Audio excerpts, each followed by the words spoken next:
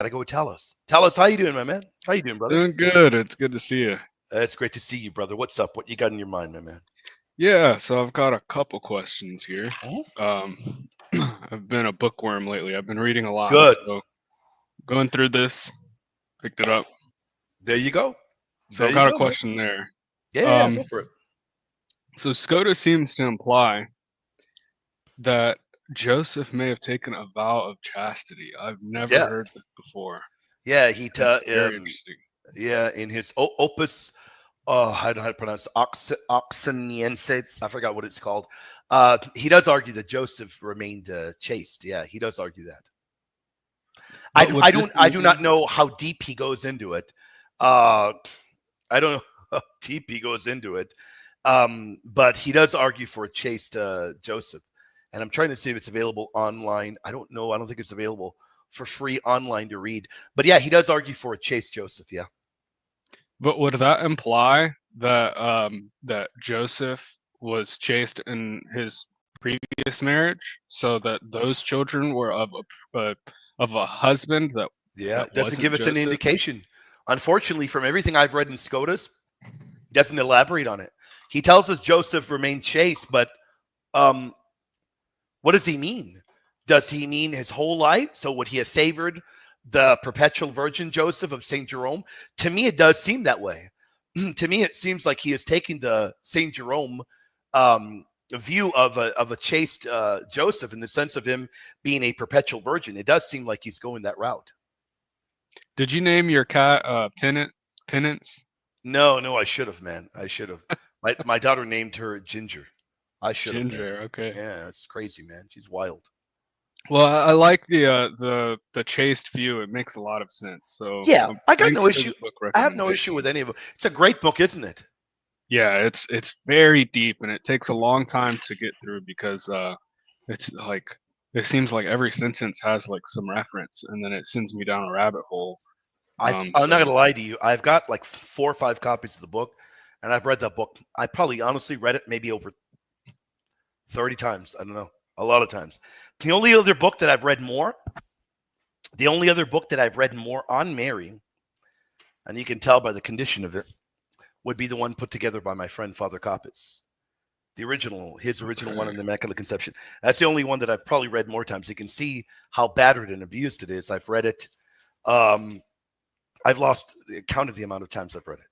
Great book. Yeah, well that's good. I beat my books up. I write all over them, so Nothing I wrong don't with have that. anything like Nothing wrong with that. that. I had a question Yeah. concerning the catechism. So Yeah.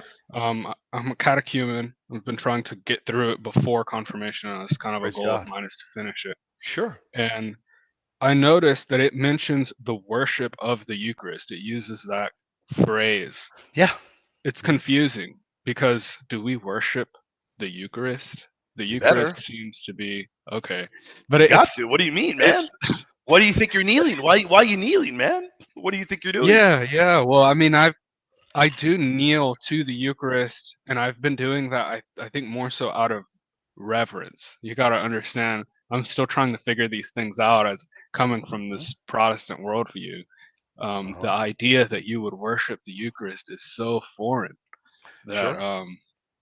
but okay, that clears it up. It's very cut and dry. Yes. Yeah, it definitely it can be difficult um for Protestant ears, but if it is God Almighty, if it is the Lord of the universe, you're definitely gonna better. You definitely better worship it.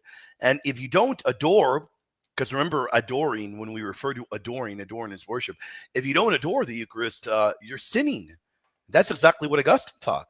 Remember, if the Eucharist truly is the body, blood, soul, divinity of our Lord, well, as Augustine tells you, and unfortunately, it looks very, man, that's such a horrible image. Let me see if I can, let me try to make it bigger. Hold on. I'll make it bigger for you right now. Let me make it bigger. This is a great quote, man. This is one of my favorite from Augustine. And I use this one. I don't know. I use it maybe more than any other Augustine quote. Indeed, Augustine, remember, Augustine is taking language from Ambrose on the Eucharist. So remember, Augustine is explicit. He does teach transubstantiation. Um, hold on. Let me show you the quote. And this is one of the very best that you're ever going to encounter. I got it. Okay. Here it is. Let me show you. And it really does hammer home the point. Look at that. Not only do we not sin by adoring, we do sin by not adoring. In his commentary on Psalms 98. That's powerful, man. He's telling you right there. If it is the Lord, the creator of the universe, if Jesus truly is present there for us in the Holy Eucharist, well, you better worship it. And you better realize that it is a sin if you don't worship. If we truly believe that the Eucharist is the body, blood, soul, divinity of Jesus, well, then we better adore it, adore in the sense of worship. And it's a very biblical concept. Even before Augustine, 1 Corinthians 10, 14 to 22 lays it out. Because, let me read it to you. This is a very important condemnation of paganism. Paul tells you, therefore, my beloved, flee from idolatry. I speak to sensible people. Judge for yourselves what I say. The cup of blessing that we bless, is it not a koinonia, participation in the blood of Christ? The bread we break, is it not a communion in the body of Christ? Because there is one bread, we who are many are one body, we all partake of the one bread. Well, then he tells you in verse 19, what do I imply then? That food offered to idols is anything, or that an idol is anything. Remember, if a food is offered to an idol, what are you doing? You're worshiping that fake god, right? Anyone that offered up a sacrifice to an idol, are they worshiping that fake god? They are. In the Old Testament, pagans, they worship their fake gods, right? They worship them. So he's telling you right there, food offered to idols very clearly is a pagan sacrifice. He tells you, I imply that what pagans sacrifice, they offer to demons and not to God. So he's telling you they're worshiping demons at the altar. They offer up a sacrifice and they give latruo, which is worship due to God alone. They're giving it to a pagan idol. And he tells you, I don't want you to participate with demons. And then he tells you, you cannot drink the cup of the Lord and the cup of demons, meaning you can't do both. Meaning, if you are at the table and you are drinking of the cup of demons, you're worshiping demons. If you're at the table of the Lord, partaking of the cup of the Lord, you're worshiping the Lord. That's why he tells you in verse 21, you cannot partake of the Lord's table and the table of demons. They're offering up sacrifices to a demon. Pagans are. At the table of the Lord, they're offering up the Eucharistic sacrifice to God. Both are forms of worship. Both used an altar. And he's telling you, you cannot be a Christian and be doing that. He's telling you, we worship at God's altar, not at a pagan altar. And the Eucharist, in order for it to be the opposite of idolatry, remember, you've got idolatry at the pagan table, right? In order for the Eucharist to be the opposite of idolatry, the one true God has got to be worshipped. Meaning, we worship Jesus right there at the Eucharistic altar.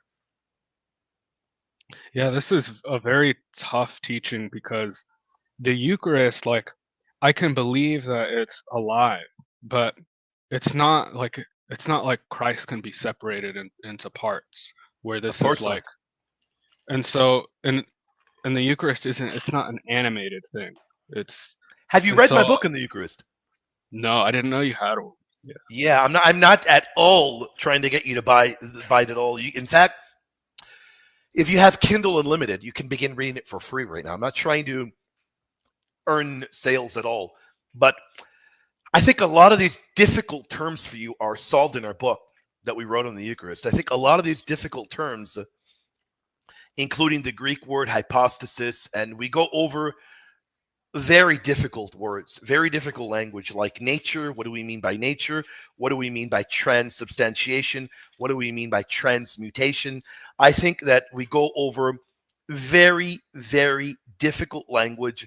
And I think, in my opinion, we break it down in a very easy to understand manner. In fact, we show right here how, this is one of my favorite passages, where what do we mean by natures? And we show how the Greek word for nature, it's not going to appear. The Greek word for nature, physis, actually appears in the Book of Wisdom. It appears in wisdom in a deuterocanonical book. And then we show how the Greek word for transmutation, metabolo, appears in Wisdom 19. So we deal with very difficult terminology, but we break it down for the everyday person. I highly recommend you check it out. If you are saying, okay, I believe it, William, but it's difficult for me to wrap my mind around it. It's difficult. I think, and I could be wrong, I think our book will change your view. I really do. I'll pick it up. Yeah, I've got a ton of bookshelves, so Good. I won't complain to fill Good, it up good. more. I've got one last question, if that's okay. Go for it. If you got Yeah, time go for it, it. brother.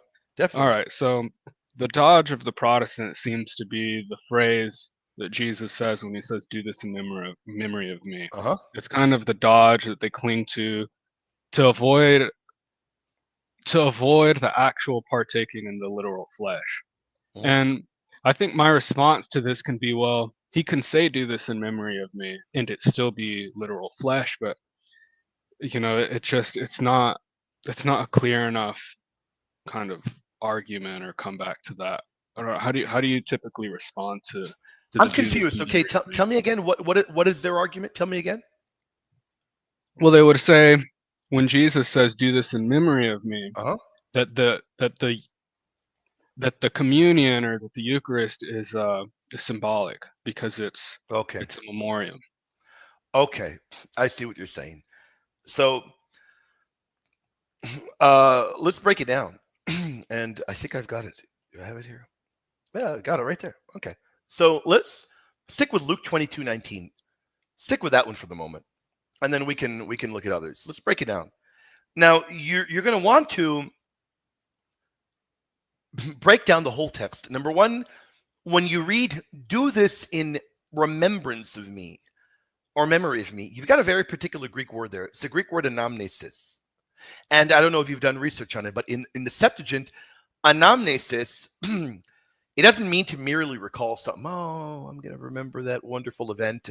I'm going to remember that that the heretic Rosarium is trash talking. No, I'm going to remember this wonderful event. No, it really means much more than that. Much more. Exodus 12 is a great example. "This day shall be for you a memorial for all generations." And it is not just a thinking back. It's celebrating the feast, a particular event that is becoming present to the participants. So it is perpetuating the effects of the act. That is the important thing we've got to remember. And then you look at poieo, do or make. And with that, it is very powerful language. When you combine that with anamnesis, it is effectively telling you that the sacrifice is in the present time. It is effectively bringing the sacrifice into the present, and it's all sacrificial language. All of it there. Anamnesis all over the Old Testament is sacrificial language. Even poieo, it has sacrificial language there as well. But in Exodus 12, what is in mind there in terms of a memorial? In Exodus 12, it is a remembrance of the Passover. It is remembering the Passover. That is a real sacrifice that occurred, a real literal one that occurred. So how is "do this in remembrance of me" or "in memory of me" sacrificial, and how is it not symbolic? Well, number one, all of the language is sacrificial. Poieo, then anamnesis, all of those point to an actual sacrifice. What is the sacrifice? The body given for you. And then you have the language of the blood. We're literally told it's the blood of the new covenant. We're literally told in many of these passages. It's right here, Matthew 26. "Drink of it, all of you. This is my blood of the covenant." Luke 22 tells you the very same thing. So the sacrificial memory or remembrance, if you will, is of a real sacrifice. There is nothing symbolic here. In order for them to try to say, well, this is symbolic, it is pointing to something that is meant to be taken in a symbolic way. Well, why does it use very real language of a very real sacrifice? Why does it use very real language of a very real sacrifice? If it was meant to be taken in a symbolic way, it would not be using such real language of a real sacrifice. And I would recommend that all they've got to do is open up their Bibles. Open up their Bibles and they'll see right there these particular Greek words being used to remember things as an anamnesis. It's very, very powerful. All right, I appreciate that explanation because the Catechism mentions that word, but it just doesn't go very deep. So I appreciate that. Yeah, Um, very often you don't have it. I guess going very deep. By the way, the same Greek word is used in 1 Corinthians 11, 24, 25. Yeah, it's used all over the place. Very powerful, yeah. I mean, and here it's very clearly in reference to a sacrifice. Because you've got, now let's be very clear. Are we saying every time it's used it's in reference to a sacrifice? No, but when you combine it with the body language and the language that is echoing what happens at the Passover, without a doubt it is sacrificial. It cannot be symbolic. all right. Well, that's all I got for you. I have some more questions, but I'll save it for another time. You got it, brother. But yeah, I Any other time. appreciate it. You got If it. you ever need We'll be back again tomorrow, man. We'll be back again tomorrow. Yeah, if you ever need a mod, man, I'm standing here 95% I of the promise day. you, I will definitely consider you, brother. Strongly consider you. I promise you. Sounds good. All right. Thank You got it, my man. You rock. God bless you, Talis. You are phenomenal, brother. God bless.